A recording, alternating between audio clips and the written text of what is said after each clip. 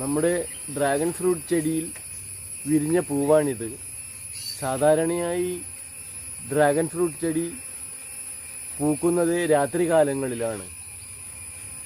രാത്രി 7 മണിയോടുകൂടി വിരിയുകയും രാവിലെ 7-8 മണിയോടുകൂടി കൂമ്പിപ്പോകുകയും ചെയ്യും. അതുകൊണ്ട് ഈ തേനീച്ചകൾക്കൊന്നും നേരം വെളുക്കുമ്പോൾ മാത്രമേ അതിനെ തേൻ കുടിക്കാൻ പറ്റുന്നുള്ളൂ. ഇതൊക്കെ നമ്മുടെ വീട്ടിലെ തേനീച്ചകൾ തന്നെയായിരിക്കാനാണ് സാധ്യത. സാധാരണയായി ഡ്രാഗൺ ഫ്രൂട്ട് ഫ്ലവർ വിരിയുന്നത് രാത്രിയോടെയാണ്. രാവിലെ 7-8 മണിയോടുകൂടി കൂമ്പിപ്പോകാറുമുണ്ട്.